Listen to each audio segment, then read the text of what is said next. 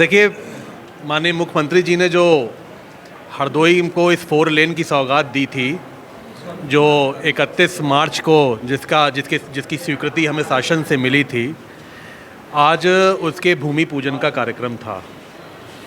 मैंने आज इसका भूमि पूजन किया है और शिलान्यास माननीय मुख्यमंत्री जी के कर कमलों द्वारा बहुत जल्दी होगा और इसके बाद इस रोड की बनने की शुरुआत भी होगी। मैं मानता हूं कि ये 4 लेन सड़क बहुत सालों से हम लोग की मेरी मांग थी हरदोई वासियों के लिए, और ये हरदोई के शहर से होते हुए ये पिहानी चुंगी तक जोड़ती है, जो NH से रोड हमारी यहाँ से लखनऊ से आ रही है। तो जब ये 4 लेन होगी तो जो शहर में जाम की समस्या है, उस जाम की समस्या से लगभग हमें निजात मिलेगा। तो एक बहुत ही आवश्यकता, बहुत ही ज़रूरत थी जिस चीज़ की, उसके भूमि पूजन का ये कार्यक्रम संपन्न हुआ है। कल जो है सांसद जयप्रकाश ने कहा है कि हमारा प्रोजेक्ट है 3 साल से हम लगे। अरे देखिए, बात सुनिए, ऐसा है मैं नकारात्मकता की ओर नहीं जाता, मैं पॉजिटिव चीज़ों को आगे बढ़ाता हूँ। मैं नकारात्मकता को दूर रखता हूँ, मैं किसी विवाद में नहीं पड़ता हूँ। मेरा लक्ष्य केवल एक है कि हरदोई का विकास हो, हरदोई में हमारी युवाओं को रोज़गार मिले, हरदोई की जनता को विकास की योजनाएं मिले, हरदोई हमारा समृद्ध हो। मैं इसी को ध्यान में रखकर और इसी को लक्ष्य बनाकर अपना काम करता हूँ। हमारे हरदोई शहर और हरदोई जनपद के लोगों के लिए होगा।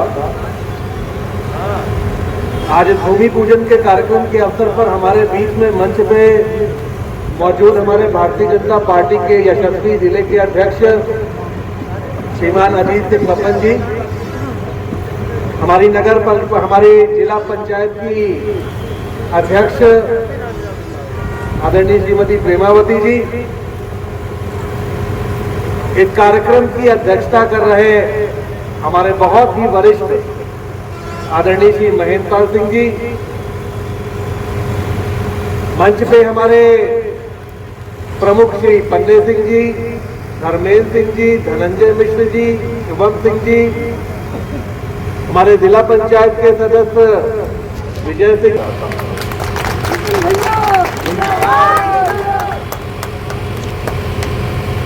देश के लोकतंत्र का नया सवेरा हुआ है और मैं मानता हूं कि इस लोकतंत्र के इतिहास में, लोकतंत्र की किताब में एक सुनहरा पन्ना ये जरूर जुड़ा जब कल देश के 4 राज्यों के चुनाव के परिणाम घोषित हुए।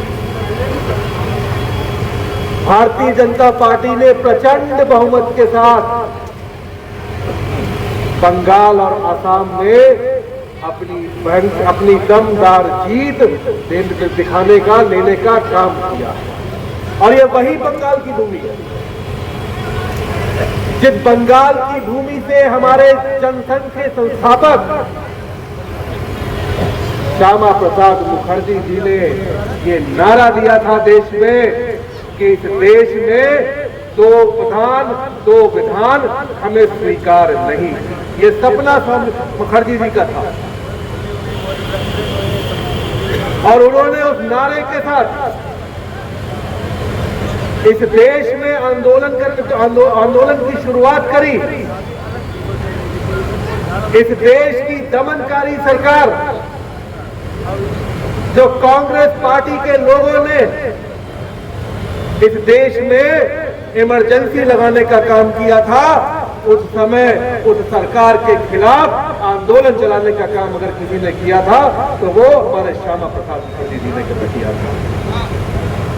आज उनकी ही मातृभूमि में, और ये सपना उनका था कि एक दिन जरूर आएगा जब बंगाल में कमल का फूल खिलने का काम होगा, भगवा फहराने का काम होगा। और मुझे तो याद है हमारे सबके मार्गदर्शक, इस देश के यशस्वी प्रधानमंत्री, पूर्व प्रधानमंत्री स्वर्गीय अटल जी ने अपनी एक कविता में कहा था, एक बार अपने भाषण में कहा था कि एक दिन जरूर आएगा जब अंधेरा छटेगा सूरज निकलेगा और कमल खिलेगा। आज वही कमल खिलाने का काम उस क्रांतिकारी भूमि में अगर किसी ने करने का काम किया है तो आदरणीय देश के यशस्वी प्रधानमंत्री आदरणीय मोदी जी ने कमल खिलाने का काम किया है। मैं हरदोई की जनता की तरफ से आदरणीय प्रधानमंत्री जी का बहुत बहुत आभार व्यक्त करना चाहता हूं, उनको बधाई देना चाहता हूं। उनके मार्गदर्शन में, उनके नेतृत्व में और बंगाल के कार्यकर्ताओं की मेहनत की वजह से आज आजादी के 79 वर्ष बाद बंगाल में प्रचंड बहुमत की भारतीय जनता की पार्टी की सरकार बनने जा रही है। मैं तो खुद बंगाल गया था जब राम सेतु बन रहा था, तो राम सेतु बनने में बहुत पुरोधाओं ने अपना योगदान दिया था। उसमें एक गिलहरी भी थी जो उसका बहुत छोटा योगदान था, लेकिन वो भी अपना योगदान दे रही। मेरा भी रोल उसी गिलहरी की तरह ही था।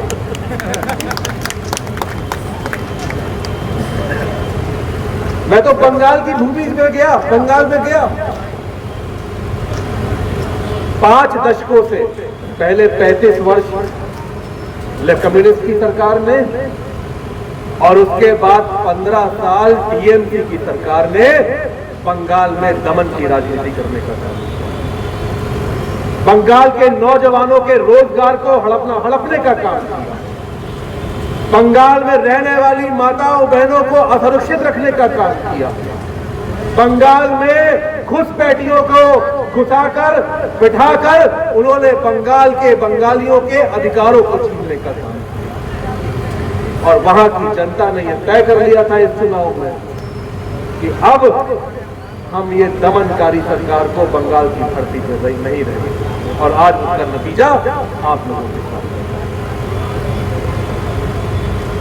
अब तो चुनाव की बेला उत्तर प्रदेश में भी आ गई है। उत्तर प्रदेश में अगले साल चुनाव होने जा रहा है। तमाम विपक्षी दल जो आज सोच रहे थे, आज तक जो सोच रहे थे कि 2027 में भारतीय जनता पार्टी को सत्ता से बाहर कर देंगे, आज वो विपक्ष के नेता अपने अपने घरों में जाके बैठ गए। तमाम विपक्ष के नेता, तमाम सब पार्टी के नेता ये षड्यंत्र कर रहे थे कि किसी तरह 2027 में भारतीय जनता पार्टी को सत्ता से जीत देखने के बाद ये सुनिश्चित हो गया कि आज भी इस देश की जनता जनार्दन और उत्तर प्रदेश की जनता जनार्दन का अगर विश्वास किसी के साथ में है तो आदरणीय प्रधानमंत्री मोदी जी और आदरणीय योगी जी के नेतृत्व में। और मैं आज ये कहता हूं, हालांकि हमारे जिलाध्यक्ष जी ने पहले बताया, घोषणा कर दी है, लेकिन मैं कहना चाहता हूं कि 2027 के विधानसभा चुनाव में 2017 में भाजपा को कितनी सीटें मिली थी? 314 एनडीए को। मैं आज कहना चाहता हूं कि 2017 से भी ज्यादा प्रचंड बहुमत की सरकार 2027 में भारतीय जनता पार्टी के उत्तर प्रदेश में बनने जा रही है। मुझे तो सौभाग्य है कि मुझे हरदोई की धरती पे काम करने का मौका मिला। मेरा सौभाग्य है, मेरे परिवार का सौभाग्य है। 50 वर्षों से ज्यादा की राजनीतिक सफर, बल्कि मैं कहूंगा कि आजादी के बाद से लगातार करीब 79 वर्ष हो गए। इन 79 वर्षों में हरदोई की जनता ने एक परिवार की तरह हमारे परिवार का साथ देने का काम किया। इन 79 वर्षों में चाहे मेरे पिता का कार्यकाल हो, ऊर्जा मंत्री रहते वक्त मैं आप लोगों से पूछना चाहता हूं, बताओ जब ऊर्जा मंत्री थे उत्तर प्रदेश में केवल हरदोई एक ऐसा जनपद था जहां पे 24 घंटे बिजली आने का काम हुआ था कि नहीं हुआ था, मुझे बता दो। सही बात आ जाओ लोग कहते थे कि ठंडों में नैनीताल मत जाओ, नैनीताल की जगह हरदोई चले आओ जहां पे 24 घंटे बिजली आती। आप थोड़ी ही दूर चलोगे तो 220 तो मन्नापुरवा का केंद्र भी आपके सामने ही सड़क पे खड़ा होगा और पूरे जनपद में बिजली की लाइनें, खंभे, ट्रांसफार्मर बिछाने का काम उस ऊर्जा मंत्री काल में। फिर ट्रांसफर जाने के बाद एक अभूतपूर्व परिवर्तन हमारे हरदोई शहर और हरदोई जनपद के लोगों के लिए होगा। आज इस भूमि पूजन के कार्यक्रम के अवसर पर हमारे बीच में मंच पे मौजूद हमारे भारतीय जनता पार्टी के यशस्वी जिले के अध्यक्ष श्रीमान अजीत सिंह बसंत जी, हमारी हमारी जिला पंचायत की अध्यक्ष आदरणीय श्रीमती प्रेमावती जी, इस कार्यक्रम की अध्यक्षता कर रहे हमारे बहुत ही वरिष्ठ आदरणीय श्री महेंद्र सिंह जी, मंच पे हमारे प्रमुख श्री पन्ने सिंह जी, धर्मेंद्र सिंह जी, धनंजय मिश्र जी, शुभम सिंह जी, हमारे जिला पंचायत के सदस्य विजय सिंह जी, पूर्व सदस्य राजीव जी, मंडल के हमारे सभी अध्यक्ष। हमारे नगर को जो भव्यता और उसका जो स्वरूप मिलेगा, और निश्चित रूप से ये सड़क बनाने से हमारे हरदोई नगर की जो पहचान बनेगी वो बहुत ही सुंदर तरीके से बनेगी। जब पूरी लाइटें वगैरह लग जाने का काम होगा। हमारे बीच में उपस्थित हमारे जिला पंचायत अध्यक्षा जी, प्रेमावती जी, टीचर वर्मा जी, हमारे छोटे भाई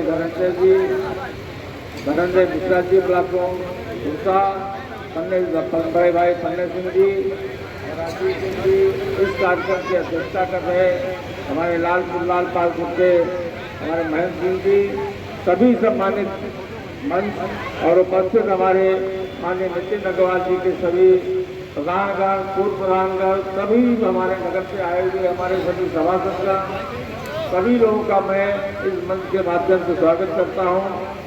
आप देखें, बहुत दिनों से ये मांग चल रही थी, जिसको माननीय मंत्री जी ने माननीय मुख्यमंत्री जी के साथ मिलकर के इस मांग को पूरा कराने में जो अहम भूमिका निभाई है।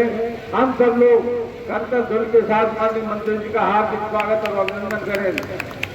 साथ ही हम आप सबका भी स्वागत करते हैं, अभिनंदन करते हैं, क्योंकि आप सब लोग जो यहाँ पर बड़ी संख्या में आप सब लोग यहाँ पर आए हैं और आकर इस कार्यक्रम की शोभा बढ़ाने का काम किया है।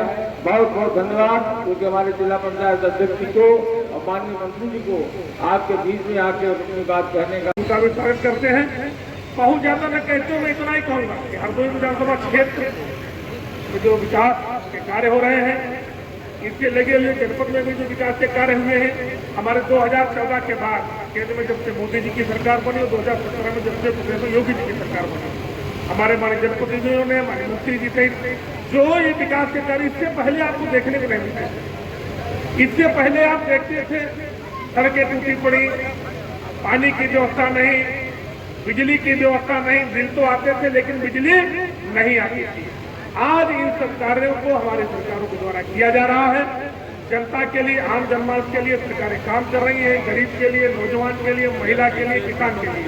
और अभी देखा माननीय मंत्री जी बंगाल गए थे, माननीय मंत्री जी बंगाल गए थे, आपने बंगाल में चुनाव प्रचार भी किया और बंगाल में जो भारी बहुमत के साथ भारतीय जनता पार्टी की सरकार बन रही है, इसके लिए मैं आपको बधाई दूं। जहां लोग सोच नहीं सकते थे कि बंगाल में कभी भारतीय जनता पार्टी की सरकार बने, वहां पर आज भारतीय जनता पार्टी ने सरकार बना दी है और ममता बनर्जी का जो अत्याचार, अनाचार था जो तुष्टीकरण की उनकी राजनीति थी, उस तुष्टीकरण की राजनीति को नकार कर संतुष्टीकरण की राजनीति को जो बल मिला है, और भारतीय जनता पार्टी के नेता नरेंद्र मोदी जी के नेतृत्व में, और जो भारतीय जनता पार्टी की राष्ट्रवादी सोच, विकासवादी सोच, उस पर मोहर लगी है। और आप आगे देखिएगा 2027 में जब विधानसभा का चुनाव होगा, नोट कर लीजिए, 2017 से भी बड़ी जीत भारतीय जनता पार्टी की होगी। इन्हीं शब्दों के साथ पुनः सबका अभिनंदन करता हूं, और इस विकासवादी सोच के साथ हम सबको साथ रहना है, भारतीय जनता पार्टी के साथ रहना है। बहुत बहुत धन्यवाद। लोग कहते थे कि ठंडों में नैनीताल मत जाओ, नैनीताल की जगह हरदोई चले आओ, जहां पे 24 घंटे बिजली आती है। आप थोड़ी ही दूर चलोगे तो 220 तो मन्नापुरवा का केंद्र भी आपके सामने ही सड़क पर खड़ा है, और पूरे जनपद में बिजली की लाइनें, खंभे, ट्रांसफार्मर बिछाने का काम तो ऊर्जा मंत्री काल में। फिर ट्रांसपोर्ट मिनिस्ट्री मिली, आज बस अड्डा हरदोई का देखते हो कैसा बस अड्डा है। पूरे प्रदेश को हरदोई से जोड़ने का काम उस वक्त हुआ। मुझे भी स्वास्थ्य मंत्रालय मिला, आज मैंने हरदोई जनपद के उस वक्त अस्पतालों को ठीक किया, और इन 50 वर्ष के लंबे राजनीतिक सफर में मैं मानता हूं, हरदोई में चाहे सड़कें हो, चाहे बिजली हो, चाहे अस्पताल हो, चाहे वो पानी हो, चाहे वो बाईपास का काम चल रहा हो, चाहे वो मेडिकल कॉलेज बनाने का काम हो, हमने हरदोई के बेटे की हैसियत से हरदोई में काम करने का काम किया। ये तो लोकतंत्र है, राजतंत्र नहीं है। और मैं आज कहता हूं कि अगर मेरी जवाबदेही किसी के प्रति है तो वो हरदोई की जनता के प्रति, हरदोई की सम्मानित जनता के प्रति। अगर मुझसे कोई सवाल पूछ सकता है तो वो हरदोई की सम्मानित जनता को अधिकार है कि वो मुझसे सवाल पूछे। अगर मुझसे कोई प्रश्न कर सकता है तो वो मेरी हरदोई की सम्मानित जनता है, और मुझे किसी को प्रमाण देने की आवश्यकता नहीं है।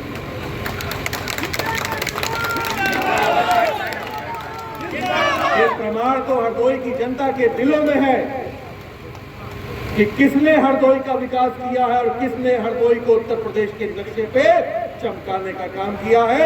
ये हरदोई के हर व्यक्ति, हर नागरिक के दिल में बसता है, उनके दिल से पूछने का काम, उनके दिल में बसा होता है। मैं तो आज यहाँ पे केवल भूमि पूजन करने आया हूँ। अरे हम धवन ऊपर रखते देखते हैं। आज हरदोई में सड़कों का जाल बिछ गया। अभी प्रधानमंत्री जी गंगा एक्सप्रेस वे का उद्घाटन करके गए। हम सब के लिए सौभाग्य की बात थी कि देश का सबसे बड़ा एक्सप्रेस वे जो मेरठ से चल के प्रयागराज को जोड़ता है, उसमें हमारा हरदोई भी जुड़ने का काम हुआ। और प्रधानमंत्री जी ने घोषणा भी कर दी कि अब ये एक्सप्रेस वे मेरठ से आगे बढ़कर हरिद्वार तक जाने का काम होगा। सबसे बड़ा एक्सप्रेस वे में हमारे हरदोई को जोड़ने का काम अगर किसी ने किया तो आदरणीय प्रधानमंत्री जी, आदरणीय मुख्यमंत्री जी ने किया। और आज जो सड़कों का जाल आज हरदोई में आप देख रहे हैं, आप कहीं से भी चले जाइए, कहीं किसी रोड पे भी निकल जाइए, सभी रोडों को 4 लेन करने का काम हो गया। अभी ये इटौली रोड जो पिछले कुछ ही महीने पहले मैंने शिलान्यास किया था, उस पर काम हो रहा है। मैंने कल ही सेतु निगम को चिट्ठी लिखकर इस पे जो रेलवे लाइन आती है इस रोड पे, उस रेलवे लाइन पे एक आरओबी बनाने के लिए मैंने चिट्ठी लिखी है कि इस पे एक ब्रिज बना दिया जाए, जिससे लोगों को लाइन पे खड़े होने का न खड़ा होना।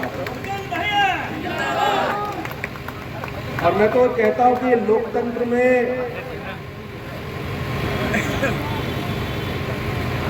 चाहे वो व्यक्तिगत मामला हो, चाहे वो राजनीतिक मामला हो, चाहे वो सामाजिक मामला हो, भाषा को हमेशा संयमित और हमेशा शिष्टाचार पूर्वक करना चाहिए। और मैं तो यही सुझाव दूंगा कि जो भाषा अपनी संयमित रखेगा, जो भाषा अपनी मर्यादित रखेगा, जो भाषा में अपनी सौम्यता रखेगा, उसे राजनीति से में कोई पछाड़ नहीं सकता।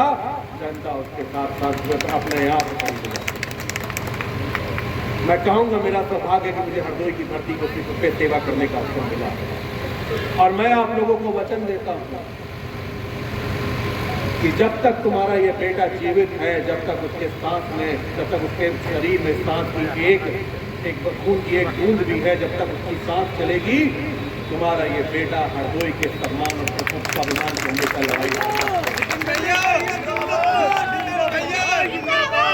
तुम्हारा ये बेटा हरदोई के विकास में कोई और कसर नहीं छोड़ता। चाहता हूँ अभिनंदन करना चाहता हूँ।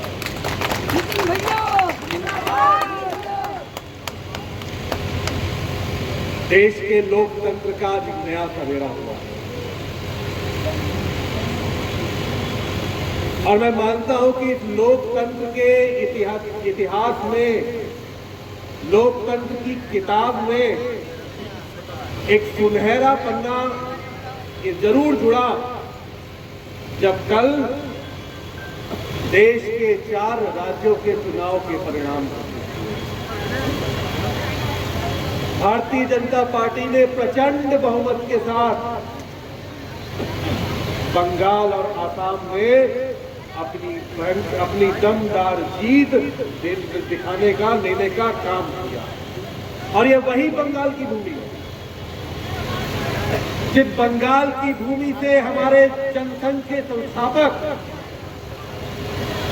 श्यामा प्रसाद मुखर्जी जी ने ये नारा दिया था देश में कि इस देश में 2 प्रधान 2 विधान हमें स्वीकार नहीं।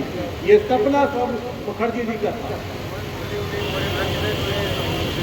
और उन्होंने उस नारे के साथ इस देश में आंदोलन की शुरुआत करी। इस देश की दमनकारी सरकार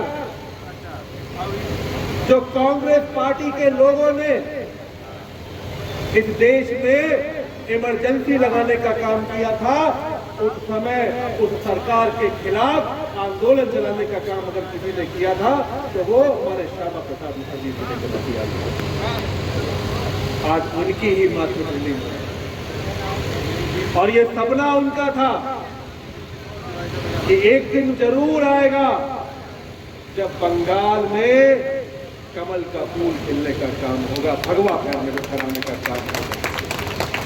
और मुझे तो याद है हमारे सबके मार्गदर्शक, इस देश के यशस्वी प्रधानमंत्री, पूर्व प्रधानमंत्री स्वर्गीय अटल जी ने अपनी एक कविता में कहा था, एक बार अपने भाषण में कहा था कि एक दिन जरूर आएगा जब अंधेरा छटेगा, सूरज निकलेगा और कमल खिलेगा।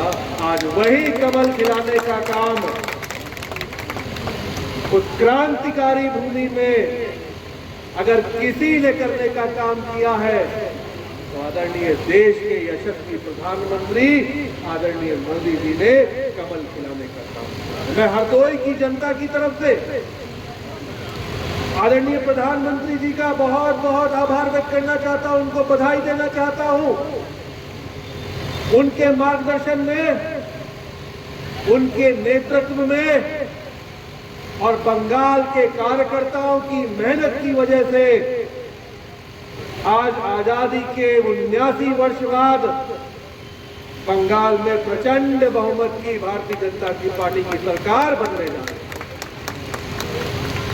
मैं तो खुद बंगाल गया था जब राम सेतु बन रहा था, तो राम सेतु बनने में बहुत पुरोधाओं ने अपना योगदान दिया था। उसमें एक गिलहरी भी थी जो उसका बहुत छोटा योगदान, लेकिन वो भी अपना योगदान दिया।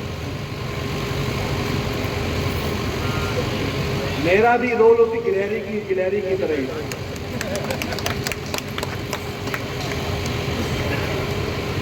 मैं तो बंगाल की भूमि में गया, बंगाल में गया 5 दशकों से। पहले 35 वर्ष कम्युनिस्ट की सरकार में, और उसके बाद 15 साल टीएमसी की सरकार ने बंगाल में दमन की राजनीति करने का काम किया। बंगाल के नौजवानों के रोजगार को हड़पने का काम किया। बंगाल में रहने वाली माताओं बहनों को असुरक्षित रखने का काम किया। बंगाल में घुसपैठियों को घुसाकर बिठाकर उन्होंने बंगाल के बंगालियों के अधिकारों को छीनने का काम किया। और वहां की जनता ने यह तय कर लिया था इस चुनाव में कि अब हम ये दमनकारी सरकार को बंगाल की धरती पर नहीं रहेंगे। और आज इसका नतीजा आप लोगों को अब तो चुनाव की बेला उत्तर प्रदेश में भी आ गई। उत्तर प्रदेश में अगले साल चुनाव होने जा रहा। तमाम विपक्षी दल जो आज सोच रहे थे, आज तक जो सोच रहे थे कि 2027 में भारतीय जनता पार्टी को सत्ता से बाहर कर देंगे, आज वो विपक्ष के नेता अपने अपने घरों में जाके बैठ गए।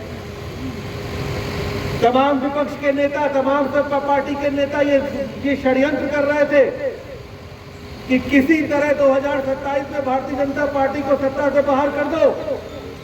लेकिन बंगाल की जीत देखने के बाद, असम की जीत देखने के बाद ये सुनिश्चित हो गया कि आज भी इस देश की जनता जनार्दन और उत्तर प्रदेश की जनता जनार्दन का अगर विश्वास किसी के साथ में है तो आदरणीय प्रधानमंत्री मोदी जी और आदरणीय योगी जी के नेतृत्व में। और मैं आज ये कहता हूं, हालांकि हमारे जिलाध्यक्ष जी ने पहले ही बताया, घोषणा कर दी है, लेकिन मैं कहना चाहता हूं कि 2027 के विधानसभा चुनाव में 2017 में भाजपा को कितनी सीटें मिली थी?